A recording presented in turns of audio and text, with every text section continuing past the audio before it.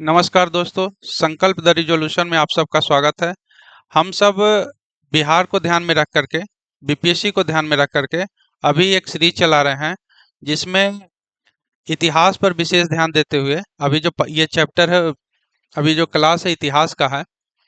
तो इतिहास को हम लोग शुरू कर रहे हैं, क्योंकि बीपीएससी में सबसे महत्वपूर्ण जो टॉपिक है वो इतिहास है। कारण कि इतिहास से बिहार को विशेष प्रेम रहा है। लगभग 35-40 क्वेश्चन पूछने का पैटर्न रहा है। तो इसलिए हम लोगों ने इतिहास पर ध्यान दिया है। और इतिहास में भी जो मूल है वो है, जिससे सबसे ज्यादा क्वेश्चन पूछने की प्रवृत्ति रही है, वो है आधुनिक भारत। तो हम लोगों ने आधुनिक भारत से ही शुरुआत किया है।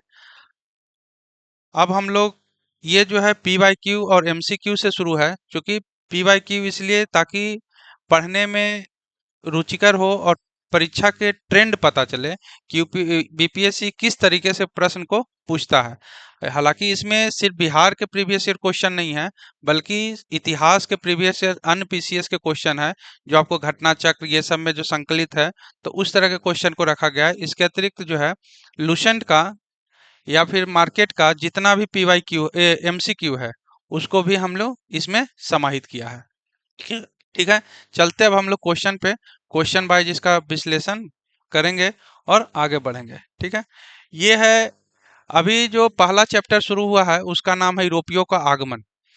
हम लोग थोड़ा सा इसको ब्रीफ में जानने का प्रयास करेंगे कि यूरोपियों का आगमन भारत में क्यों होता है, या इस समय ऐसी कौन सी परिस्थितियां बनती है जिसके कारण यूरोपीय लोग विश्व के अन्य देशों में आए, जिसमें भारत भी एक महत्वपूर्ण देश था, तो भारत आए। क्योंकि यूरोपियों का भारत आगमन चैप्टर हम लोग शुरू कर रहे हैं टॉपिक, तो इस बात को ध्यान में रखने के लिए उसकी पृष्ठभूमि को दो कम पांच ब्रीफ में जाने तो बढ़िया है। क्या कि पुनर्जागरण का अभ्युदय होता है। पुनर्जागरण ने नव चेतना का विकास करता है, वैज्ञानिक पद्धति का विकास होता है। इसके कारण इंग्लैंड में औद्योगिक क्रांति हुआ।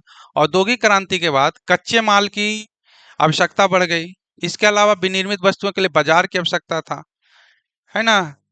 तो इसके कारण, बाजार के कारण क्या था कि लोगों को बाहर जाना पड़ा। ठीक है। फिर है कि पूरब में धन संपदा की व्याख्या पूर्व में होते रहा है। कई ऐसे विद्वान हैं जो भारत में आए हैं या जो नहीं भी आए, जैसे हेरोडोटस नहीं आए हैं। इसके अतिरिक्त कई आए हैं, जैसे हेनसोंग तो या मेगास्थनीज। तो इन लोगों ने भारत को स्वर्ण की चिड़िया के रूप में, यानी इसके बेशुमार संपत्ति का वर्णन व्याख्या किया है पुस्तकों में। तो इसके कारण भी बहुत प्रभावित रहे हैं। फिर ईसाई धर्म के प्रसार भी एक कारण था कि यूरोपियों का आगमन देश के विभिन्न देशों में आया। अभी चूंकि भारत के संदर्भ में बात करेंगे, इसलिए विभिन्न देशों को ना बोलते हुए हम ज्यादा भारत के संदर्भ में बात करेंगे। भारत में आगमन हुआ। फिर देखते हैं क्या कि यूरोप में अब जो आ रहा था 15वीं 16वीं शताब्दी का दौर जब देखते हैं, तो वो अब एक व्यवस्था था जिसको सामंतवाद कहते थे। वो व्यवस्था का जगह कौन ले रहा था? पूंजीवाद। तो पूंजीवाद के कारण भी नवीन देश, नवीन जगह के खोज का मार्ग प्रशस्त हुआ। तो इस तरह से कई कहानी रही है, विश्व के पटल पे कई घटनाएं घटी हैं, जिसके कारण जो है भारत में यूरोपियों का आगमन होता है। अब भारत में यूरोपियों का आगमन कौन करते होता है, कब होता है, यहाँ से चलते हैं कि भारत में सबसे प्रथम आने वाले जो लोग हैं वो रहे हैं वास्को डिगामा। वास्को डिगामा 1498 ईस्वी में आए हैं, जो कि आपका पहला क्वेश्चन भी है। लेकिन इसके पीछे का जो कहानी है वो भी थोड़ा सुन लेते हैं, ध्यान कर लेते हैं कि वास्को डिगामा ऐसा नहीं था कि पहले बार प्रयास किए और आ गए।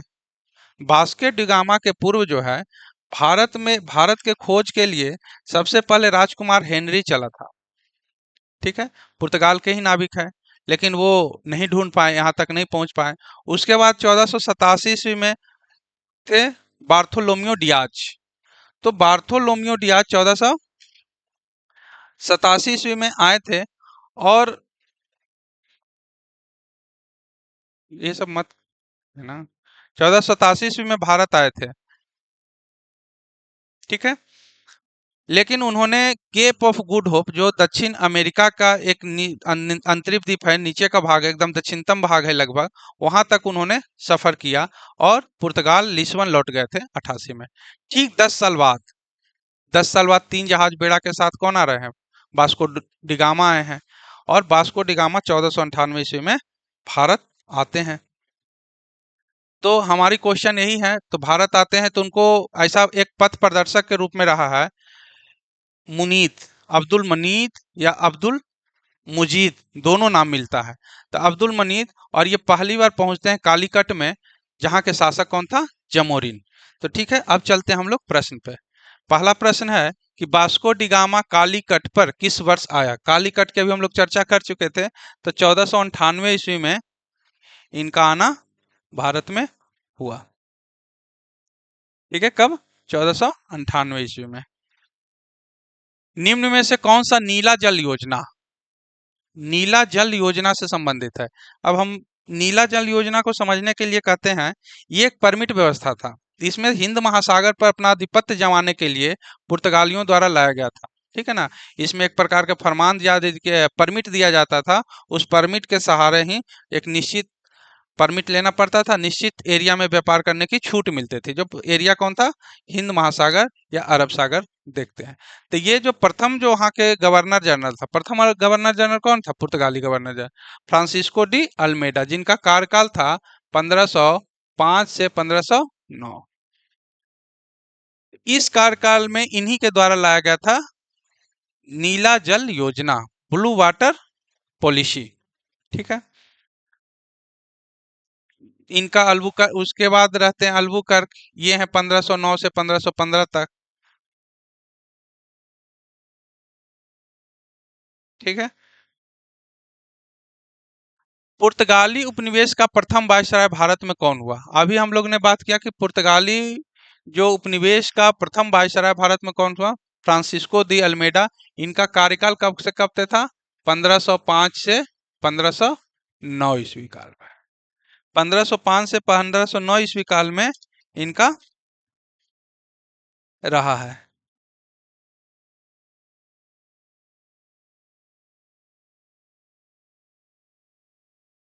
वास्को डी गामा 1498 ईस्वी में भारत आया, जो पहला क्वेश्चन था वो भी आप लोग के। अल्बुकर्क का कार्यकाल जो है, आप पिछले भी हम लोग बताए हैं, 1509 से 1515। पीछे भी हम लोग इस बात की चर्चा किए हैं। ठीक है, ये सब छोड़ दीजिए, हम हटेंगे। अल्मीडा है, फ्रांसिस्को डी अल्मीडा, यही नाम है, एक ही नाम को दो बार हो गया।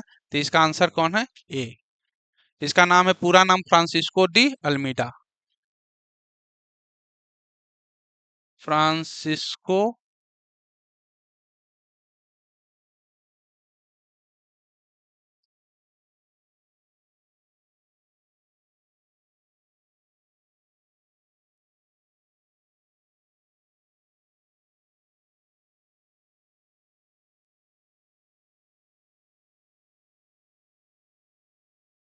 फ्रांसिस्को दी अल्मीडा, पूरा नाम है फ्रांसिस्को दी अल्मीडा। कार्यकाल 1505 से 1509 रहा। यही भारतीय उपनिवेश का प्रथम जो है वायसराय रहा है। इसके समय में ब्लू वाटर पॉलिसी लाया गया था। ब्लू वाटर पॉलिसी को अभी हम लोगों ने चर्चा किया ही, कि व्यापारियों के हितों के परिप्रेक्ष्य में लाया गया था। इसमें बेसिकली क्या था कि ये भारतीय जहाजों को इस समय एक परमिट देता था, जिससे अरब सागर में व्यापार करते थे। अन्यथा उस परमिट के बगैर क्या होता था? लूट लिया जाता था। इसका एकमात्र कारण था कि हिंद महासागर में अपना प्रभुत्व स्थापित करना। अब हम लोग कुछ क्वेश्चन देखते हैं। यहाँ पे देखते हैं क्वेश्चन नंबर 4 पे, कि सूची मिलाना है। ये समुद्री यात्री हैं, ठीक है, और ये देश हैं। तो हम लोग इस तरह के क्वेश्चन बीपीएससी में बहुत फेवरेट रहा है, कम से कम 2-3 बार पूछ चुका है, मुझे जहां तक ध्यान में आ रहा है। ये यूपीएससी का भी पूछा हुआ है, आईएएस का 2000 का प्रश्न है। तो हम इस पर देखेंगे। तो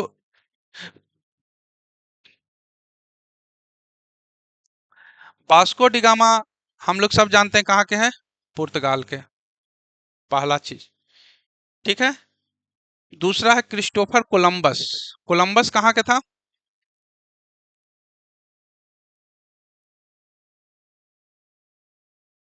कोलंबस कहाँ के था? स्पेन के। कोलंबस स्पेन के हैं। फिर कैप्टन कुक जो है कहाँ के? ग्रेट ब्रिटेन के। और तस्मान कहाँ का है? हॉलैंड का। यहाँ तक में कोई दिक्कत? तो हम लोग देखते हैं कि इस तरह के आंसर मिलाते हैं। कौन है? ए का 2, ए का 2, बी का 1, ठीक है, सी का 4 और ये ठीक है, ये मिला लेंगे कि वास्को डी गामा पुर्तगाल के हैं, क्रिस्टोफर कोलंबस स्पेन के हैं, कैप्टन कुक ग्रेट ब्रिटेन का, तस्मान हॉलैंड के हैं। इसके अतिरिक्त ये भी हम लोग को ध्यान रखना है कि ये लोग खोज कहाँ कहाँ के किए। खोज कहने का संदर्भ देश अस्तित्व में नहीं था ऐसा नहीं है, देश अस्तित्व में था। इन लोग सबसे पहले कहाँ पहुंचे? यूरोपियों के द्वारा विभिन्न देशों में जो जाने का प्रक्रिया प्रचलन शुरू हुआ, उस प्रक्रिया में इन लोग कहाँ थे, उन्होंने कहाँ कहाँ खोज किया? तो भारत का खोज किया Vasco D gamma. Christopher Columbus भी भारत की खोज करने आए थे, लेकिन ये पहुंच गए कहाँ? उत्तरी अमेरिका, उत्तरी अमेरिका। ठीक है, उसी तरीके से कैप्टन कुक जो है ऑस्ट्रेलिया पहुंचे, इनके नाम पर वहां एक द्वीप भी है, ऑस्ट्रेलिया, ऑस्ट्रिया ने ऑस्ट्रेलिया।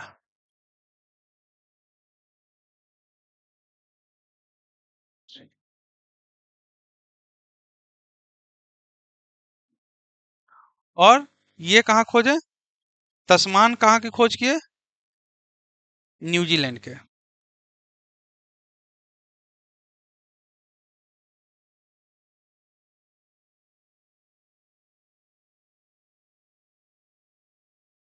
खोजा गया देश, ठीक है, किसके द्वारा, कौन सा? तो ये भी हम लोग ध्यान में रखने का प्रयास करेंगे कि कौन से जो समुद्री यात्री थे वो किस देश की खोज किए और मूल निवासी कहाँ के था। ये देश मतलब मूल निवासी, यहाँ निवासी ध्यान में रखिए।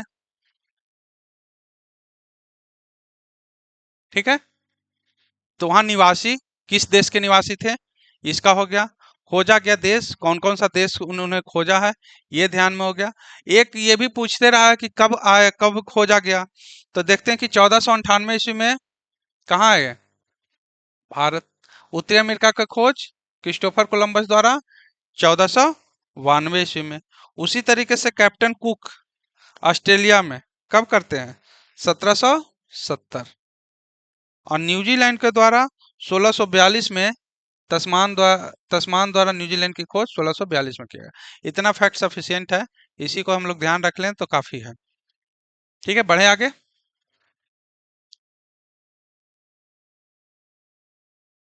कौन सा निम्नलिखित में से कौन सा भारत आने वाला यात्री पुर्तगाल का नहीं था? अब यहाँ हम लोग को ध्यान में रखना कि एक तो ये तो तय है कि यात्री है, और कौन सा पुर्तगाल का नहीं था। तो यहाँ देखते हैं, बारबोसा कहाँ का है? पुर्तगाल का।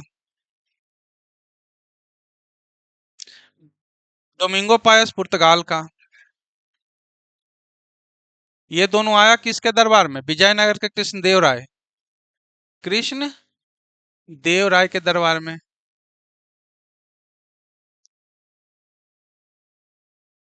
ठीक है, पीटर मूडी जो था इटावली यात्री था, कहाँ का था? इटावली। आया किसके समय में? शाहजहां के साल में।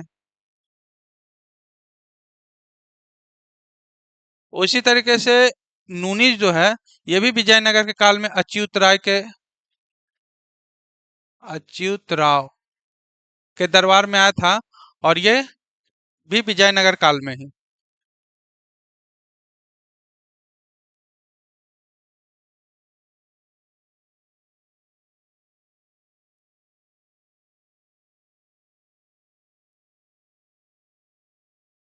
ठीक है, तो विजयनगर के काल में ये भी आते हैं। पीटर मूडी का जो अब इसमें ध्यान रखना है, ये सब 1515-16 के काल है, 1515-16 में आते हैं। ठीक है,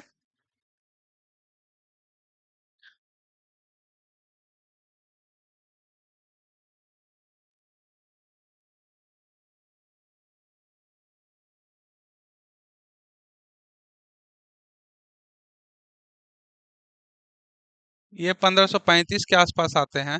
और ये जो है पीटर मूडी किस समय में आते हैं? शाहजहां के काल में। तो ये 1630-34 के रेंज में भारत में रहते हैं।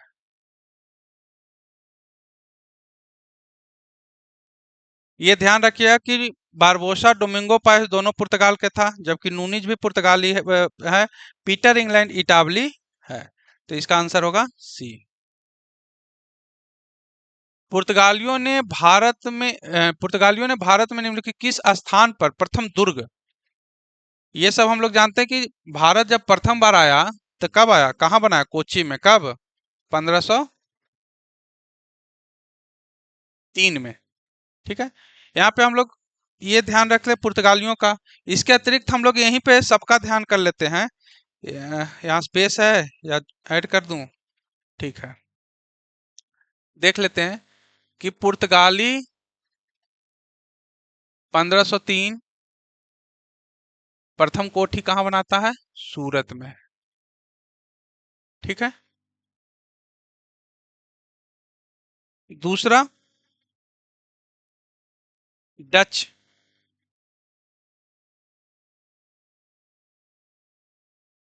ये कब, 1605 में, कहाँ बनाता है, मसूलीपट्टनम।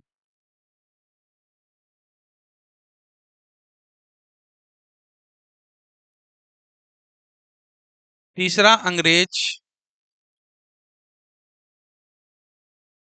ये कहाँ, 1613, ये भी सूरत में, ये कोच्चि है भैया, कोच्चि में। चौथा कौन आता है, डेनिस, इसको ध्यान में रखेंगे। ये कहाँ बनाता है, कब बनाता है, 1620 में, ट्रावनकोर।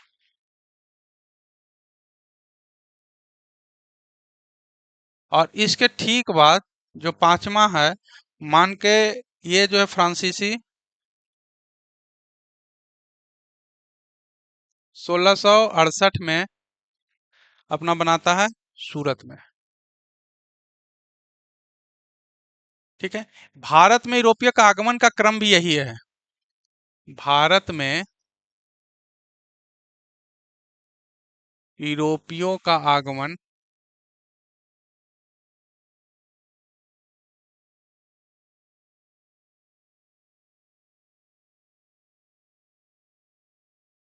भारत में यूरोपियों का आगमन का क्रम यही है, इसको ध्यान में रखेंगे। ठीक है, इसका कलर बदल देते हैं।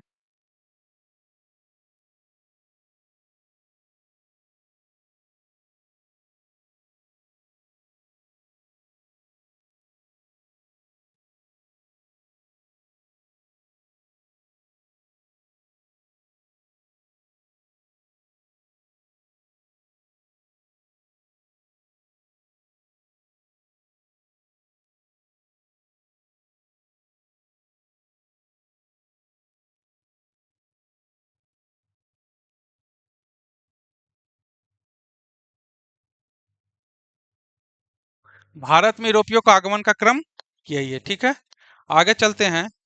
हालांकि एक चीज यहाँ पे है कि लोगों को बहुत कंफ्यूजन होता है कि आगमन का क्रम जो है और यूरोपीय कंपनी का स्थापना का वर्ष सामान्य है क्या, और दोनों क्वेश्चन पूछने की प्रवृत्ति रहा ही है बीपीएससी में, तो उसको हम लोग ध्यान रखेंगे। तो इसी के बगल में या नेक्स्ट पेज में हम लोग कर लें, कोई नहीं, यह जगह ज्यादा ले लिया। ठीक है, आगे चर्चा करते हैं। ठीक है, तो अगला क्वेश्चन है कि बंगाल में निम्नलिखित फैक्ट्रियों में से एक, ये वाला देखते हैं, कोच वो हो गया। अब कंपनी का स्थापना वर्ष ये भी देख लेते हैं यहाँ पे, यूरोपीय कंपनी का स्थापना वर्ष।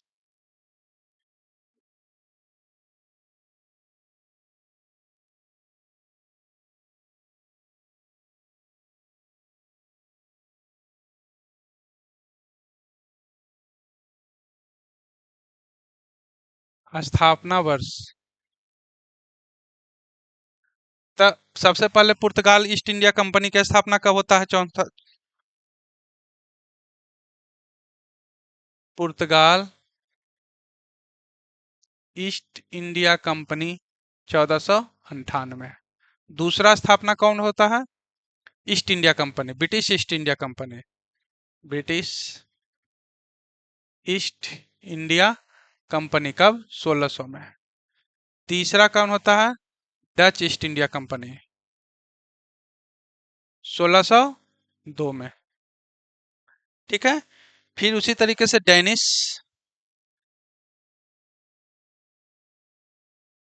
East India company 1616। फिर फ्रांसीसी ईस्ट इंडिया कंपनी।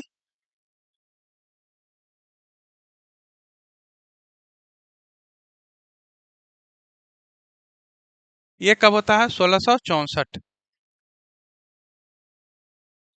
ठीक है। फिर स्वीडिश ईस्ट इंडिया कंपनी।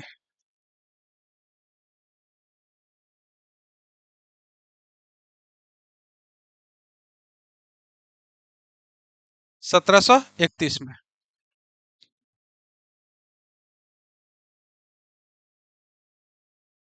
तो हम लोग इस तरह से दो चीज ध्यान में रखें, एक तो यूरोपीय कंपनी का स्थापना वर्ष, दूसरा यूरोपीय कंपनी का भारत में आगमन का क्रम, जो पीछे बताया हूं, है ना। आगे इसका चर्चा हम लोग किए थे। आगमन का क्रम या फिर भारत में कंपनी स्थापित करने का क्रम दोनों सामान्य है। ठीक है। अगले क्वेश्चन की तरफ आते हैं कि बंगाल में निम्नलिखित फैक्ट्रियों में से एक जो पुर्तगालियों द्वारा स्थापित किया गया था। अब देखते हैं, हाँ देखिए, पुर्तगालियों द्वारा स्थापित की गई थी, ये है। तो यहाँ देखते हैं कि पुर्तगालियों द्वारा स्थापित की गई थी कौन? हुगली। हुगली कहाँ है? कलकत्ता में। चिंसुरा किसके द्वारा किया गया था? डचों के द्वारा। चिंसुरा डच के द्वारा, हुगली पुर्तगाली के द्वारा।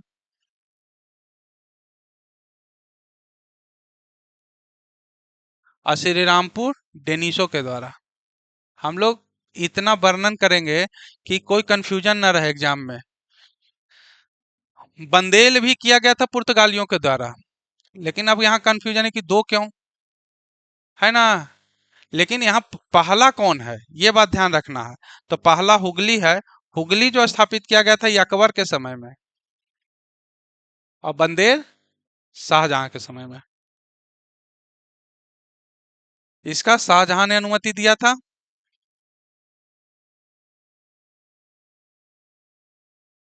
और इसका हुगली का अकबर, तो अकबर का काल पहले ही से था। तो आंसर कौन सा होगा? Right answer Hooghly. लोग को लगा कि बंदेर का ही, नहीं तो बंदेर पहला नहीं है, और चुनना कोई विकल्पों में श्रेष्ठ चुना जाता है ना। तो विकल्प में श्रेष्ठ आंसर कौन सा है? हुगली। फिर है कि हुगली को साल की खाड़ी में समुद्री डकैतों के लिए किसने अड्डा बनाया? हुगली को, बंगाल की खाड़ी है, इस साल की खाड़ी नहीं। समुद्री डकैत का काम कौन करता था? पुर्तगाली। अभी हम लोग पढ़े ब्लू वाटर पॉलिसी। यदि नहीं आप लेते थे तो लूट लिया जाता था, है ना। उनका परमिट ही था, परमिट देते ही थे। जो लोग परमिट देते थे यानी शुल्क देते थे, उनके जहाजों को लूटते नहीं थे, बाकी के जहाजों को लूट लेते थे। तो पुर्तगाली इसका राइट आंसर है। कौन सा कलकत्ता का संस्थापक है? एक तो बड़ा प्रश्न है कि संस्थापक भी होता है कोई। ठीक है, इसका आंसर है जॉब चॉर्नॉक। जॉब चॉर्नॉक कलकत्ता को तीन महत्वपूर्ण क्षेत्र था: कालीकटा, सूता नदी, न है, और गोविंदपुर। इत- ये तीनों को मिला करके कालीकता को अंग्रेजीकरण किया था, कलकत्ता नाम दिया था, वो दिया था जॉब चॉर्नॉक ने।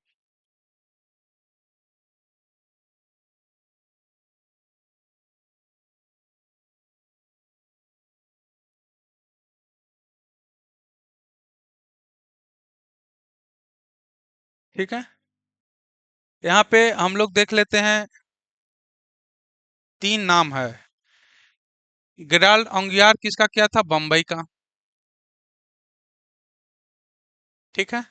चार्ल्स आयर किसका किया? मद्रास का। इस बात को भी हम लोग ध्यान रखते हैं। लेकिन क्वेश्चन पूछा कलकत्ता का संस्थापक कौन था, तो वो जॉब चॉर्नॉक था। किस स्थान पर भारत के प्रथम नगर निगम स्थापित किए गए थे? नगर निगम स्थापित किए गए थे, तो यह है मद्रास। भारत के प्रथम प्रेसिडेंशियल नगर निगम जो बना था वो मद्रास बना था 1688 ईस्वी में। कब?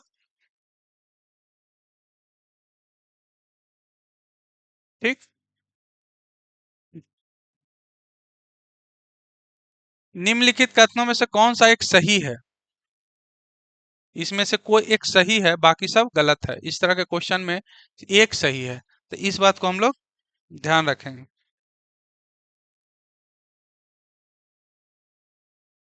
कहता है कि आधुनिक कोच्चि भारत के स्वतंत्रता तक डच उपनिवेश था। ये तो बिल्कुल गलत है। बल्कि पुर्तगालियों के कोच्चि स्थापित किया था अपना पहला कोठी पुर्तगाली, और अंतिम तक रहा नहीं है। डचों के अंदर अंग्रेजों के पास आ गया था। डचों ने पुर्तगालियों को पराजित किया और आधुनिक कोच्चि में उन्होंने फोर्ट विलियम का निर्माण किया था। ठीक है, ये अभी देखते हैं, ये सही है हो सकता है। आधुनिक कोच्चि पहले एक पुर्तगाली क्षेत्र था, जिस पर बाद में पुर्तगालियों का अधिकार हो गया। पुर्तगाली क्षेत्र था, बाद में पुर्तगालियों का अधिकार हो गया, ये अपना था ही उसका। आधुनिक कोच्चि कभी ब्रिटिश उपनिवेश का भाग नहीं रहा, ये भी गलत है, क्योंकि आधुनिक ब्रिटिश उपनिवेश का भाग तो रहा ही था, है ना।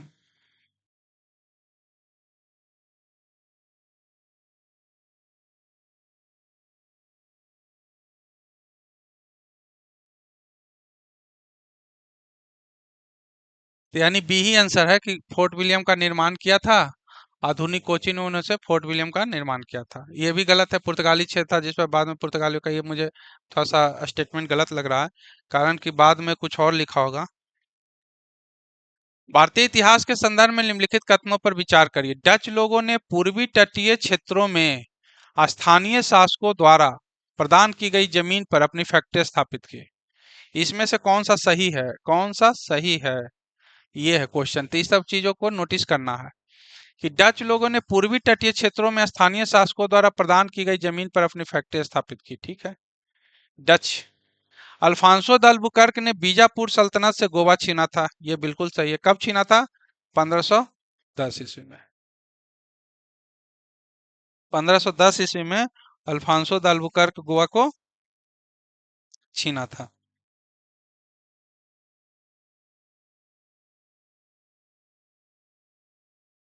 दूसरा है, अंग्रेजी ईस्ट इंडिया कंपनी ने मद्रास में विजयनगर साम्राज्य के एक प्रतिनिधि से पट्टे पर ली गई जमीन को एक प्लॉट पर फैक्ट्री स्थापित किया था।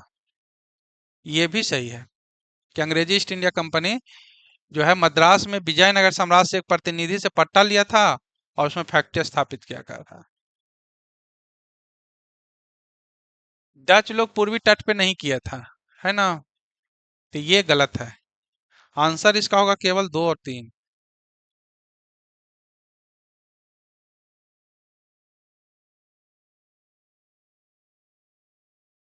भारत में ईस्ट इंडिया कंपनी की सफलता का राज था। क्या राज था भाई? यहाँ ऑप्शन देखते हैं कि भारत में राष्ट्रीय भावना की कमी। तो इस पर थोड़ा सा देख लेते हैं कि ईस्ट इंडिया कंपनी के सफलता का राज। सफलता दो तरीके से देखा जाता है। एक, किसी के कमजोर होने से भी सामने वाला यदि साधारण भी है तब भी सफल हो जाते हैं। दूसरा आयाम ये होता है, दूसरा पक्ष ये है कि वो पक्ष ही, जो विरोधी पक्ष है, वो खुद ही बहुत मजबूत है, तब भी सफलता सक्षम है। अब दोनों में से कोई एक कारण जब चूज करना हो, तो इस बात को ध्यान रखना है कि जो सकारात्मक पक्ष है उसको ज्यादा ध्यान रखेंगे। ये नहीं कहेंगे कि सामने वाला कमजोर था इसलिए जीत गया, ये कहेंगे सामने वाला ताकतवर था इसलिए वो विजेता बना। तो उस तरह का कॉन्सेप्ट ध्यान में रखना है, क्योंकि दोनों लगेगा कि ये भी तो कारण था ही। और कहें कि ये पीवाईक्यू में यानी क्वेश्चन जो होते हैं, इस तरह के मानविकी विषय के जो क्वेश्चन होते हैं, उसमें विकल्पों में श्रेष्ठ चुना जाता है। ठीक ना, उसमें ये नहीं सुना जाता कि ये बेस्ट है, ये बेस्ट नहीं है। तो विकल्प में बेस्ट कौन है उसको चुनने का प्रवृत्ति रहता है। अब देखते हैं कि भारत में राष्ट्रीय भावना की कमी। ये तो बिल्कुल सही है। कई लोग कहते हैं कि भारत कभी एकजुट हुआ ही नहीं है। कंपनी को सेना को यूरोपीय प्रशिक्षण मिला था तथा उसके पास आधुनिक हथियार भी थे। ये भी युद्ध में 1757 की युद्ध देखिए, बक्सर का युद्ध देखिए, पूरा परंपरागत ही युद्ध शैली रहा है। हार का एक कारण भी था ही उसका। भारतीय सैनिक में राष्ट्रीय भावना का भाव, जिसके फलस्वरूप कोई जो उन्हें अच्छे वेतन दे अपनी सेना में लगा सकता था। जब राष्ट्रीय भावना के ही कमी था तो सैनिकों में भी था। तो इसका आंसर उपयुक्त सभी सही लग रहा है। ठीक है, सही है सभी कारण। ऐसे भी यदि इस तरह का क्वेश्चन रहे ना, तो ज्यादातर आप लोग, हाँ, आज के जो एईडीओ का प्रश्न रहा तो उसमें देखने में कि ये मिला कि अब बहुत सतही जानने से सारे क्वेश्चन का हल नहीं कर पाएंगे। आपको यदि लगता है कि रिजल्ट निश्चित हो, पक्का रिजल्ट यदि बनाना है तो पक्का रिजल्ट बनाने के लिए क्या जरूरी है कि आपका थोड़ा किताबी अध्ययन हो, टेक्स्ट बुक भी थोड़ा पढ़ने की आदत हो। ज्यादा टेक्स्ट बुक भी पीसीएस में पढ़ने की जरूरत नहीं है। तो ऐसे परिस्थिति में क्या करना चाहिए, एनसीईआरटी कम से कम बुक को ध्यान में रखें। और मैं पूरा कोशिश किया हूँ कि इसमें एनसीईआरटी के फैक्ट्स को जरूर रखा हूँ। आपके विश्लेषण में मैं उस चीज का चर्चा कर दे रहा हूँ, क्रमिकता भी ध्यान में करा दे रहा हूँ, ताकि आपको ध्यान आसानी से आ जाए। लिखता है कि निम्नलिखित विदेशी कंपनियों से किसे भारत में व्यापार करने का पहला अधिकार मिला। भारत में व्यापार करने का पहला अधिकार लिवेंट कंपनी को मिला था, लेकिन यह स्थलीय मार्ग से।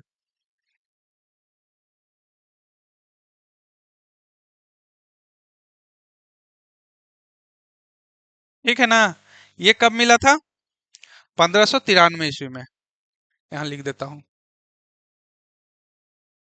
तो दो फैक्ट आपको ध्यान में रखना है कि ऐसा भारतीय कंपनी या विदेशी कंपनी को भारत में व्यापार करने का पहला अधिकार कब मिलता है, कौन सी कंपनी को मिलता है, तो लिवेंट कंपनी।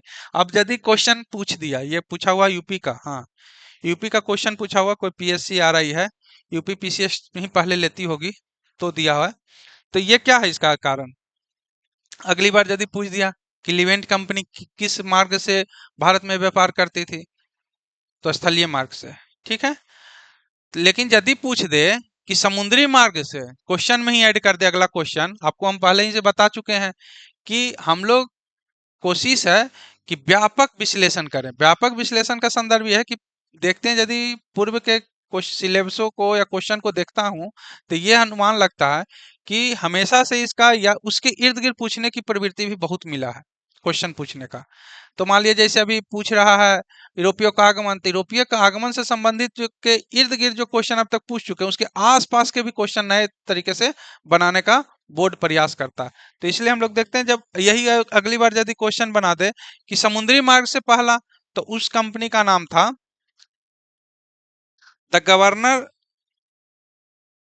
यहाँ लिख दूं, यहाँ लिखता हूँ, छूट नहीं ना रहा, the governor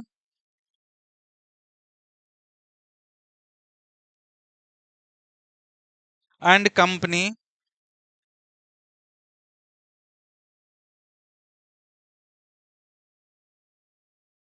and company of merchant,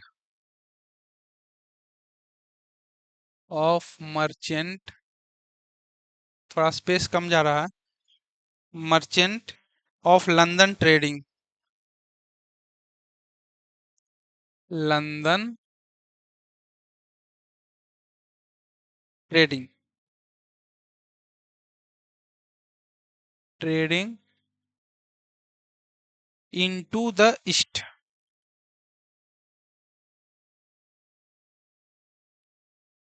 into the east. इसको मिला था 1600 ईस्वी में। उस समय महारानी कौन थी, एलिजाबेथ प्रथम।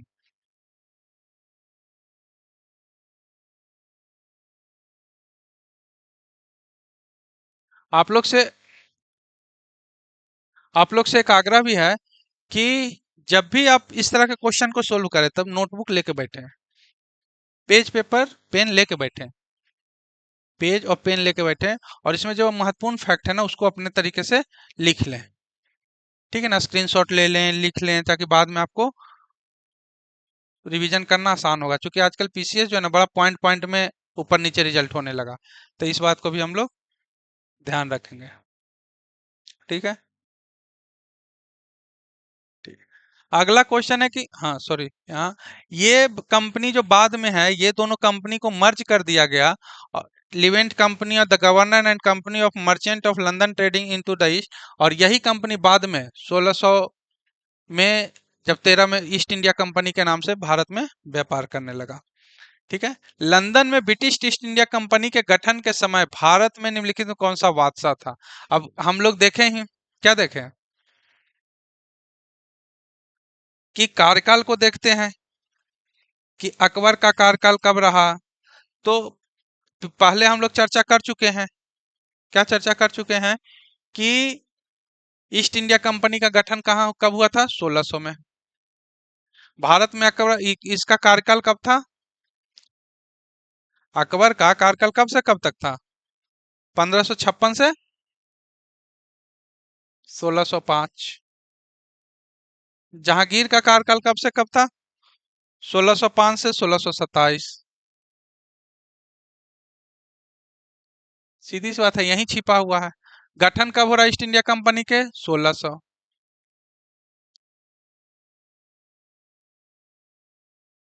ईस्ट इंडिया कंपनी का स्थापना वर्ष कब है? 1600। तो कौन सा होगा? अकबर।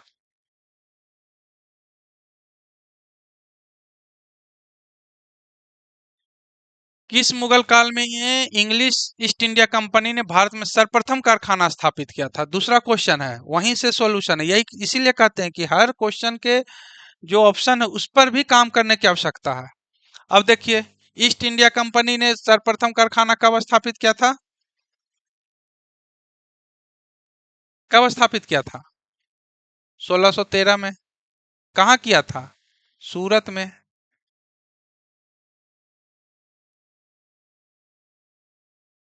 1613 में सूरत में ईस्ट इंडिया कंपनी का भारत में स्थापना हुआ था। पहला कोठी जो है ना, कोठी या कंपनी बताइए, समझ लीजिए। अकबर का काल कब का था? जहांगीर के 1605 से 1627। देखें, याद रहने से क्या हो रहा है, 1613 दोनों के बीच में आएगा तो आंसर जहांगीर होगा। सिंपल से। तो इसलिए कह रहे हैं हर क्वेश्चन के व्याख्या को बड़ा ध्यान से सुनेंगे, उसमें कई क्वेश्चन का सवाल है। ये आईएएस 2008 का है, यूपीएससी का पूछा हुआ क्वेश्चन है। अगला है कि किस अंग्रेज अधिकारी ने पुर्तगालियों से स्वाली के युद्ध पर विजय प्राप्त किया था? यहाँ पे कारण था कि अंग्रेज आने के पहले भारत में प्रभुत्व किसका था? पुर्तगालियों का, है ना। तो 1608 ईस्वी में कैप्टन हॉकिंस, थोड़ा सा कहानी सुना देते हैं ताकि आसान हो आप लोग को। 1608 ईस्वी में कैप्टन हॉकिंस यहाँ आता है भारत में, और किसके दरबार में जाता है? जहांगीर के दरबार में। ठीक है, उनसे मिलता है। तो सूरत में फैक्ट्री खोलने के इजाजत के लिए एक शाही फरमान, एक मतलब अनुमति पत्र मिलता है। लेकिन पुर्तगाली जो था जहांगीर के कान भर लेता है, जिसके कारण क्या था कि उसे देने से मना कर दिया गया। शाही फरमान वापस ले लिया गया। 1612 में कैप्टन थॉमस बेस्ट ने एक समुद्री व्यापार में सूरत के समीप स्वाली में पुर्तगालियों के जहाज को, बेड़े को हराया था। तो उससे खार खाए ब्रिटिश था ही, और पुर्तगाली का जो बेड़ा था, स्वाली स्वाली सूरत के पास में ही है। ठीक है ना, सूरत के समीप है।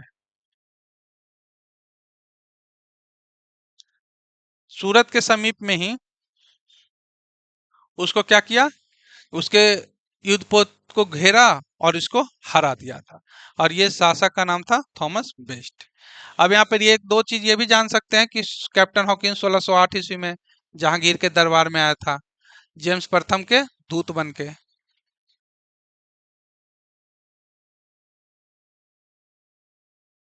हाँ, ये जो आया था ये किसके समय में आया था? ये भी जहांगीर के काल में आया था। ये 1615 के आसपास आया था। ठीक है, तो ये सब हम लोग थोड़ा थोड़ा ध्यान रखेंगे। जोशुआ चाइल्ड जो औरंगजेब के समय में आया है, इसकी भी कहानी है अलग, क्वेश्चन आगे मिलेगा। अब देखते हैं कि 17वीं शताब्दी के पहले दशक में निम्नलिखित में से किस ईस्ट इंडिया कंपनी का कारखाना स्थापित किया गया था? ये क्वेश्चन गलत कर दिया गया है। पहले दशक की जगह है पहले चतुर्थांश, यानी 1625 तक। ये पूछा हाल फिलहाल में यूपीएससी ही, 1625 तक। ठीक है, इसका ऑप्शन भी गलत दे दिया गया, लेकिन हम लोग इसको क्या है, इसके बारे में ध्यान दे लेते हैं कि 1625 तक या 17वीं शताब्दी के पहले चतुर्थांश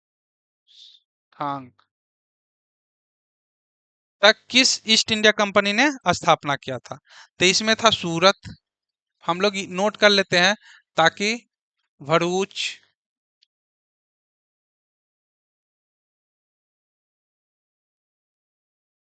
बुरहानपुर, आगरा के पास ही है, अहमदाबाद,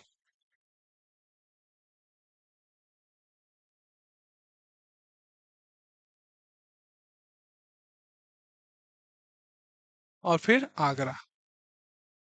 ऑप्शन यहीं पे होगा, ये प्रिंट करने वाला गलत कर दिया है। ठीक है, क्योंकि पहले पूछा हुआ है 2021 के क्वेश्चन, यदि कोई बोर्ड ने, बीपीएससी ने इसे नोटिस कर लिया तो आप लोग को ध्यान रखना जरूरी है, फिर मिलाना भी आसान हो जाएगा। इसलिए हम लोगों ने क्या किया, इसमें से पुस्तक से निकाल करके यहाँ चीजें रख दिया है। ठीक है। फिर एक ईस्ट इंडिया कंपनी की प्रथम फैक्ट्री स्थापित की गई थी। अभी हम लोग इसका कई चर्चा कर चुके हैं। 1613 ईस्वी में कहा, सूरत में। पीछे हम लोग एक ही जगह सबका चर्चा एक बार कर लिया हूँ व्यापक रूप से। ब्रिटिश ईस्ट इंडिया कंपनी ने बॉम्बे किससे लिया था, इसके पीछे भी कहानी है कि पहले बॉम्बे किससे लिया था, तो पुर्तगालियों से। ठीक है। लिया किस स्वरूप में था, तो दहेज के स्वरूप में लिया था। किस तरह से लिया था, दहेज के रूप में। इसमें होता क्या कि 1661 ईस्वी में इंग्लैंड के जो राजकुमार था, चार्ल्स द्वितीय के राजकुमार चार्ल्स द्वितीय का विवाह, विवाह किससे हुआ था, पुर्तगाली रानी, राजकुमारी, पुर्तगाल के राजकुमारी ब्रेगेंजा।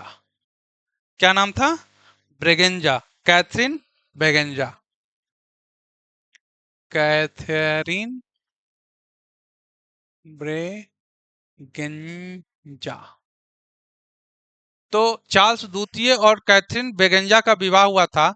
तो इसी में विवाह में दहेज स्वरूप जो है पुर्तगालियों को दे दी, पुर्तगालियों ने किसे दे दिया था, ब्रिटिश को दे दिया था, जिसे 10 पाउंड के नाम मात्र के शुल्क पर ईस्ट इंडिया कंपनी के बाद में सुपुर्द कर दिया गया था।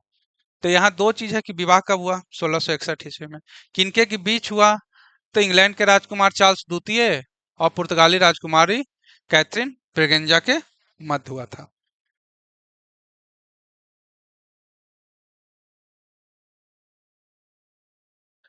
ईस्ट इंडिया कंपनी के किस अंग्रेज गवर्नर को औरंगजेब द्वारा भारत से निष्कासित किया गया था, इसमें सर जॉन चाइल्ड बच्चा था, बचपना वाला हरकत कर दिया था। उस समय इसके अपनी ताकत का अधिक अनुमान लग गया था। इसने क्या किया था कि जो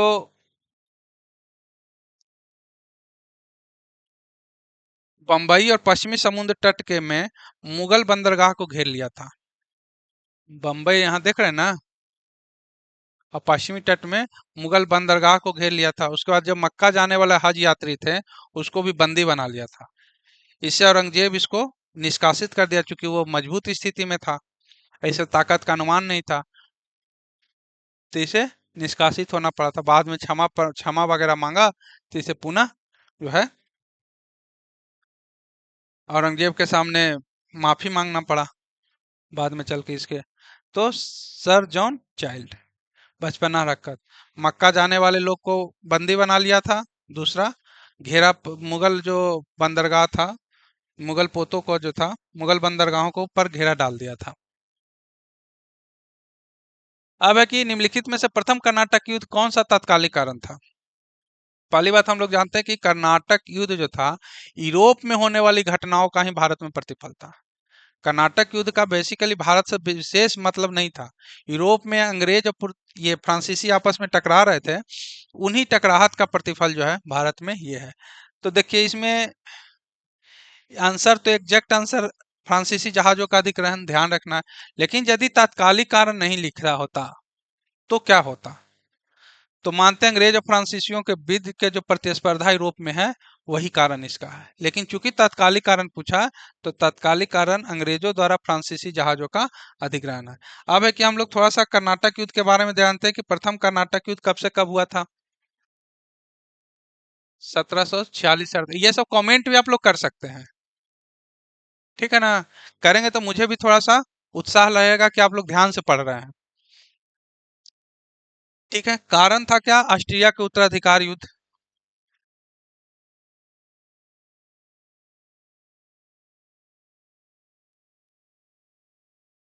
ठीक है, ये दोनों लगभग लगभग सेम ही है। ऑस्ट्रिया के राजगद्दी का जंग या उत्तराधिकार का युद्ध इसका कारण था। इसमें लेकिन तात्कालिक कारण था कि कैप्टन बर्नेट जो है अंग्रेजी सेना द्वारा फ्रांसीसी जहाज पर अधिकार कर लिया था। फ्रांसीसी जहाज पर अधिकार कौन कर लिया था? कैप्टन बर्नेट।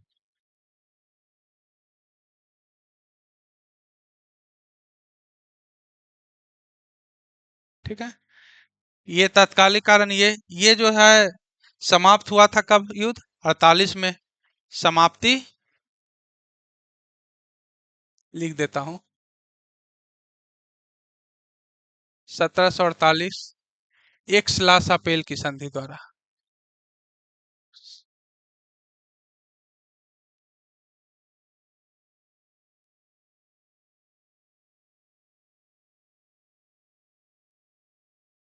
ठीक है, प्रथम कर्नाटक युद्ध हुआ 46 से 48। तत्कालिक कारण अंग्रेज द्वारा फ्रांसीसी जहाजों का अधिग्रहण। मूल कारण उत्तराधिकार का था। कहाँ उत्तराधिकार? अंग्रेज और फ्रांसीसियों के बीच प्रतिस्पर्धा, ऑस्ट्रिया की राजगद्दी का जंग था ये। ठीक है, आगे चलते हैं। अब वही बात आ गई जो पीछे हम लोग चर्चा किए थे। तो देखिए, प्रथम कर्नाटक युद्ध,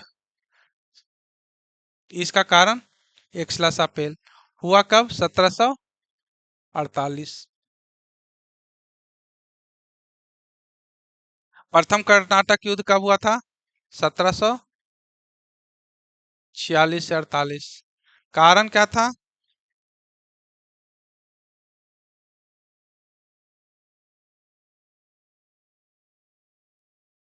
प्रथम कर्नाटक युद्ध का क्या कारण था? बर्नेट के द्वारा फ्रांसीसी जहाजों के बेड़ा को लूट लिया था। तत्कालिक कारण। मूल कारण ऑस्ट्रिया की राजगद्दी को लेकर के था। अब देखते हैं दूसरा कर्नाटक युद्ध। दूसरा कर्नाटक युद्ध कैसे रहा था?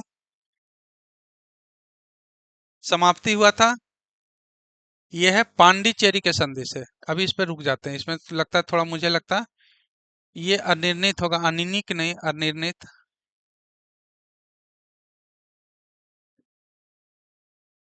मिस बहुत कर दे रहा है, गलती कर दे रहा है। ठीक है, तो एक आचार किस में है? सी में। आंसर तो यही मिल रहा है। बी का 1 तृतीय कर्नाटक युद्ध पेरिस के संधि से। सी का 3 इसमें अनिर्णित हुआ ही था। और डी का 2 ब्रिटिश की हार। ठीक है, इस तरह से इसको मिला लेंगे। यहाँ ऑप्शन से बहुत हेल्प हो रहा है और यूपीपीसीएस का 2016 का प्रश्न है। तो देखते हैं, अब इसमें थोड़ा थोड़ा ध्यान रखते हैं कि दूसरा कर्नाटक युद्ध कब हुआ था?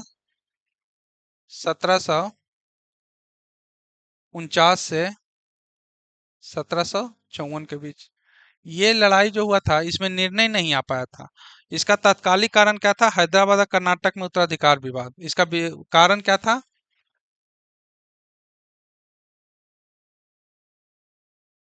पेज पे अलग कर दें, ठीक है, आगे देखते हैं। ठीक है, तीसरा कर्नाटक युद्ध 1756 से 1763 के बीच हुआ था। और यह युद्ध 1756 में यूरोप में फ्रांसीसी और अंग्रेजों के बीच जो है सप्तवर्षीय युद्ध का ही अंश था। यूरोप में जो हुआ था फ्रांसीसी और अंग्रेजों के बीच जो सप्तवर्षीय युद्ध, उसका प्रतिफल था, उसी का अंश था भारत में होने वाले तृतीय कर्नाटक युद्ध। कुछ ढक रहा है क्या? देख लीजिए, तृतीय कर्नाटक युद्ध उसी का अंश था। लेकिन इसका तात्कालिक कारण बना था क्या? कि 1757 में क्लाइव और वाटसन द्वारा बंगाल स्थित चंद्रनगर पर अधिकार कर लिया था। वाटसन और क्लाइव जो है चंद्रनगर, चंद्रनगर कौन था? फ्रांसीसी बस्ती था, उस पर अधिकार कर लिया था। और यह जो युद्ध की समाप्ति हुई थी, पेरिस की संधि से समाप्ति हुई थी।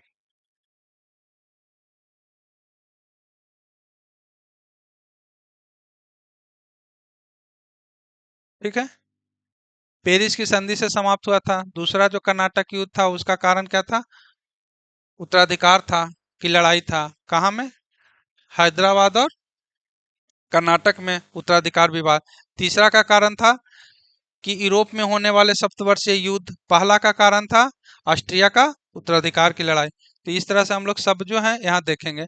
प्रथम मशहूर युद्ध जो है, इसमें पेरिस ब्रिटिश का हार होता है, क्योंकि इसमें हम लोग आगे चर्चा भी करेंगे बेहद रूप से।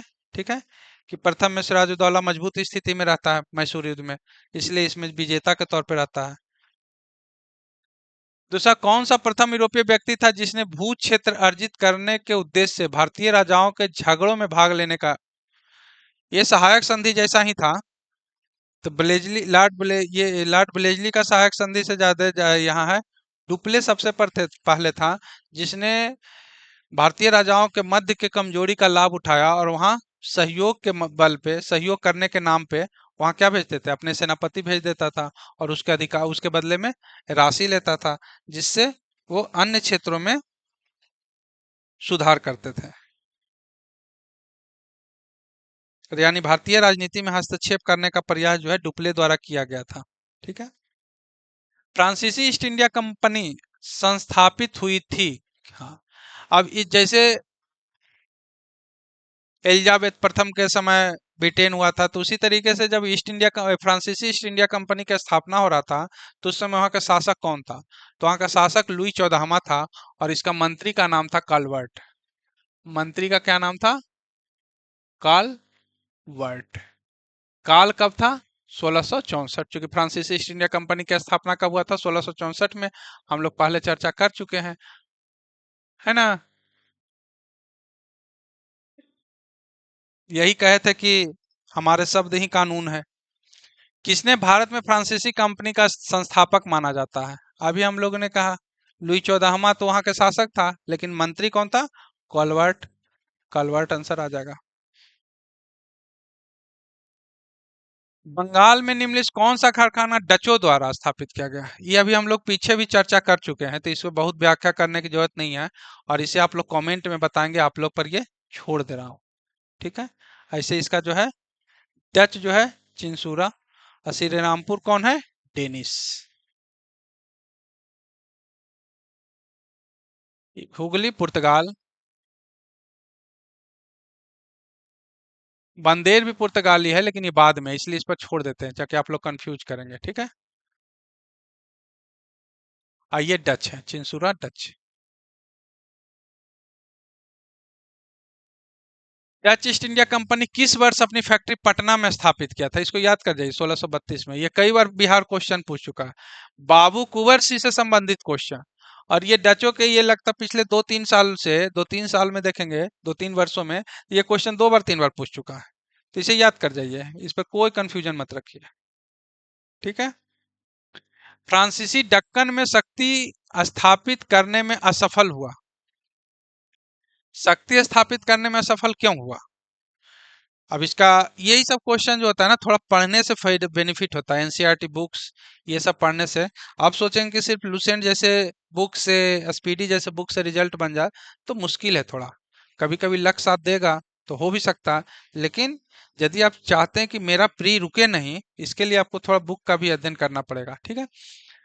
और बाकी हमारे संकल्प द रिजोल्यूशन जो चैनल है, इस पे काफी व्यापक रूप से विशद विवरण इस पे आते रहेगा। हम कई माध्यम से, कॉन्सेप्ट के माध्यम से, फैक्ट के माध्यम से समझाने का बिल्कुल प्रयास करेंगे, जो आगे के एपिसोड में भी मिलते रहेगा। ठीक है। अब है कि हमारी कोशिश होगा कि बीपीएससी के समय एग्जाम होते होते इतिहास का सेशन, इसके अतिरिक्त अन्य भी जो इम्पोर्टेंट है टॉपिक, जिससे ज्यादा क्वेश्चन पूछने का प्रवृत्ति रहा, उन सब का चर्चा हम लोग व्यापक रूप से करेंगे। हमारे साथ अन्य भी टीचर जुड़े हुए हैं, जो पूरे कोशिश करेंगे कि इस बार की जो 72वीं बीपीएससी है, उसमें क्वेश्चन अपने से पर्याप्त मात्रा में आए, ताकि आप लोग की सफलता सुनिश्चित हो। ठीक है। तो फ्रांसीसी दक्कन के शक्ति स्थापित करने में सफल रहे, क्योंकि डुप्ले सक्षम सेनापति नहीं था। ऐसा बात नहीं था, इसके समय में ही जो डुप्ले जो था, फ्रांसीसी जो था, भारत में बहुत विस्तार किया था। अंग्रेजों की फौज शक्तिशाली थी, ये बिल्कुल सही है। भारतीय लोग फ्रांसीसियों को पसंद नहीं करते थे, ऐसा कुछ है नहीं। पांडिचेरी सामरिक केंद्र था।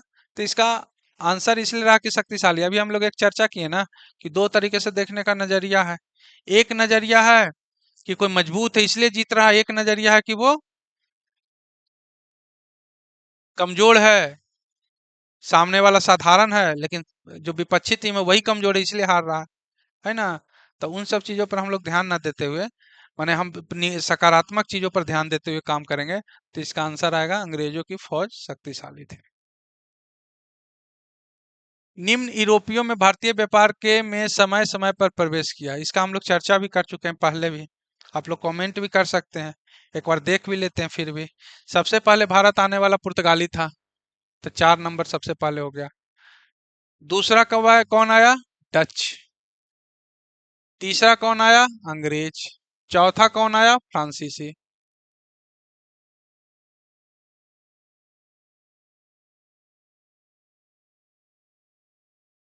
आंसर देख लीजिए कौन है। 4, 2, 1, 3। Answer b. अब इस पर विशेष चर्चा पीछे कर चुके हैं, इसलिए इस पर चर्चा यहाँ पे नहीं कर रहे हैं। एक ही क्वेश्चन को बार बार करने का कोई मतलब नहीं है। आप लोग गहनता से देखिए चीजों को। अब यहाँ है कि सूची 1 और सूची 2 को मिलाइए। कूट को मिलाने की बात चल रही है ना? क्या है सूची भाई, देखते हैं इसमें। गोवा पुर्तगाली जीता था 1510 ईस्वी में। अल्बुकर्क चर्चा कई बार हो चुका है। सूरत, सूरत में वहां कोई नहीं। ट्रावनकोर डेनिसो ने स्थापित किया था, है ना? इसमें भी कुछ मिसिंग है, कोई नहीं, देख लेते हैं। बी का 3, बी का 3, बी का 3, बी का 3 ए में ही है। ए का 2, पांडिचेरी फ्रांस अधिपत्य आ गया था। और सूरत जो है डच नहीं है, इस सद्रास है,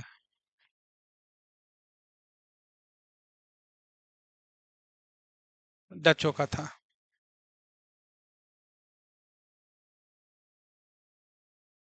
ट्रावनकोर डेनिस का हम लोग पहले भी चर्चा कर चुके थे कि स्थापना किया था 1620 ईस्वी में।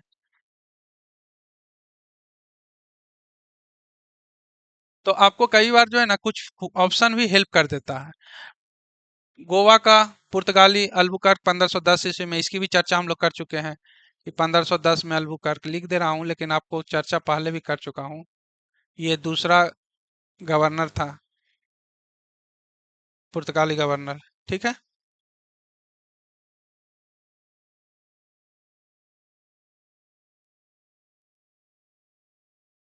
वही क्वेश्चन दोबारा आ गया है। उस क्षेत्र की पहचान करें जहां से यूरोपियों को सर्वोत्कृष्ट सोडा अफीम प्राप्त होता था। बिहार के क्षेत्र से। बिहार है ऑप्शन 1। बिहार के क्षेत्र से सोडा अफीम मिलता था, यूरोप वासियों के यहाँ व्यापार करते थे। तो ये बात हम लोग कई बार बिहार क्वेश्चन पूछ चुका है। किस स्थानों पर डचों ने अपने व्यापारिक अड्डे स्थापित किए? डच के व्यापारिक अड्डे, तो ये इस तरह का क्वेश्चन जब आता है ना फैक्चुअल, तो इसे व्यापक रूप से पढ़ने की जरूरत है। ठीक है ना? तब कहाँ कहाँ है?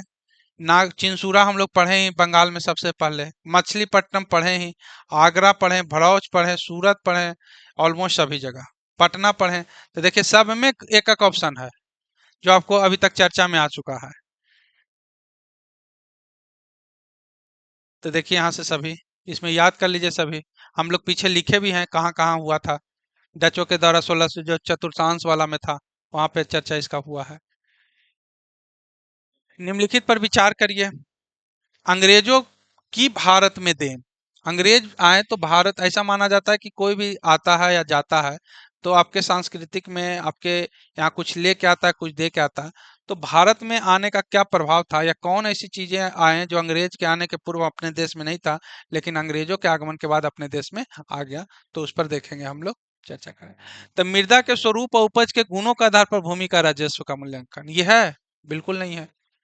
ये शेरशाह के समय हुआ है, अकबर के समय हुआ है। भूमि के पैमाइश, भारत में भूमि के आधार पे मौर्य काल में भी देने का रहा प्रवृत्ति, कर लगाने का प्रवृत्ति रहा है ना? तो हम लोग शेरशाह के समय में देखते हैं वैज्ञानिक तरीके से, अकबर के समय में देखते हैं, तो ये गलत हो गया। दूसरा है युद्ध में चलती फिरती तोपों का उपयोग। युद्ध में चलती फिरती तोप का उपयोग अकबर के काल में भी हुआ है। और यदि इससे पहले देखते तो हर्यक वंश जो बिहार के लिए बहुत इंपॉर्टेंट है, हर्यक वंश में भी, हर्यंक वंश में भी ये रहा है, रथ मसूल महाकंटक, है ना?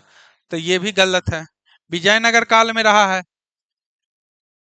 फिर तंबाकू और लाल मिर्च की खेती, तंबाकू और लाल मिर्च की खेती जो भारत में आया है, ये पुर्तगालियों के कारण आया है। इसमें योगदान किसका रहा? पुर्तगाली का।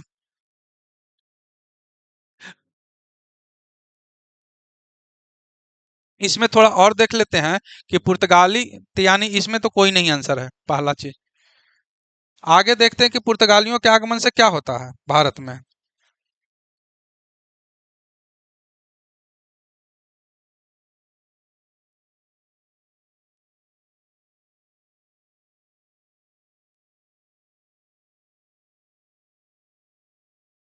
ठीक है, पुर्तगाली के आगमन से होता क्या, आगे भी आ जाएगा। वो है कि भारत में पहली बार प्रिंटिंग प्रेस की शुरुआत होती है। पहला प्रिंटिंग प्रेस से जो 1656 1556 ईस्वी में ये आता है। और पहला जो है आयुर्वेद से संबंधित पुस्तक की रचना होती है। अगला क्वेश्चन है कि इसने ईस्ट इंडिया कंपनी के बारे में यह टिप्पणी की कि कंपनी एक असंगति है परंतु ये एक व्यवस्था का भाग है जहां सब कुछ असंगत है। इस स्टेटमेंट को याद कर लीजिएगा। और यह है मैकाले। मैकाले को भारत में अंग्रेजी का जन्मदाता भी बोला जाता है। इसके इतिहासकार भी था, राजनीतिज्ञ भी था। इंडियन पिनल कोड का पांडुलिपि भी तैयार किया था। इंडियन पिनल कोड का पांडुलिपि,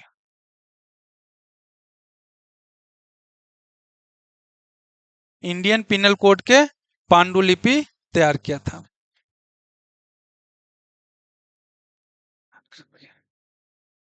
ये इंडियन पिनल दंड विधान ग्रंथ था।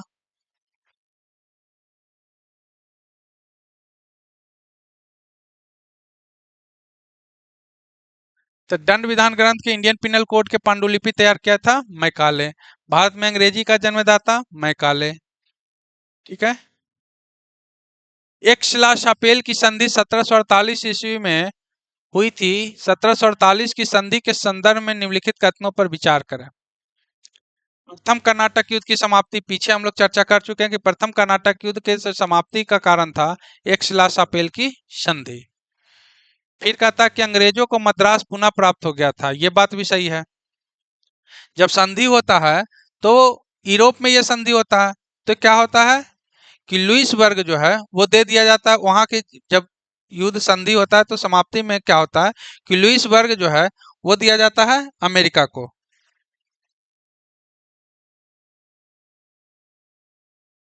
ठीक है।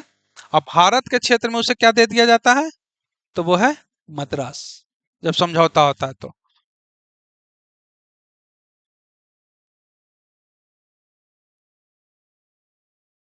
तो उत्तरी अमेरिका का क्षेत्र है लुइसबर्ग।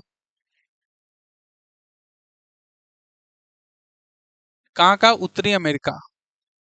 उत्तरी अमेरिका का क्षेत्र है लुइसबर्ग। ये मिल जाता है किसको, अंग्रेज को। अंग्रेज भारत में क्या दे देता है, मद्रास, जिस पर अधिकार कर लिया था वो मद्रास क्षेत्र पुनः दे दिया जाता है भारत में फ्रांसीसियों को। तो ये दोनों सही है।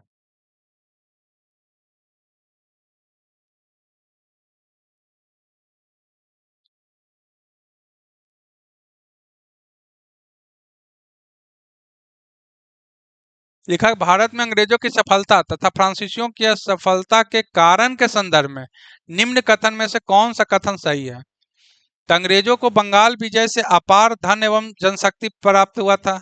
ये बिल्कुल सही है।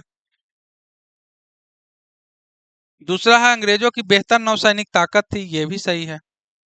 और इसकी चर्चा हम लोग पीछे कर भी चुके हैं।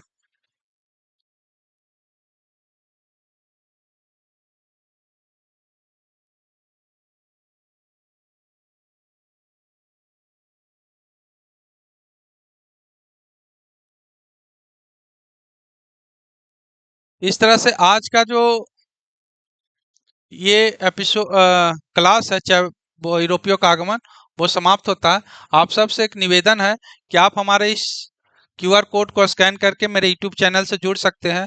अधिक से अधिक लोगों को शेयर कर सकते हैं, सब्सक्राइब आप लोग कर सकते हैं हमारे यूट्यूब चैनल पे। इसके पीडीएफ प्राप्त करने के लिए ये क्यूआर कोड है, वहां आप स्कैन करके मांग सकते हैं, वहां से मिल जाएगा। विशेष किसी भी प्रकार की आपको जरूरत पड़े तो आप मेरे कॉन्टेक्ट नंबर पे संपर्क कर सकते हैं। धन्यवाद। अगले दिन हम लोग फिर मिलते हैं नए चैप्टर के साथ। नमस्कार।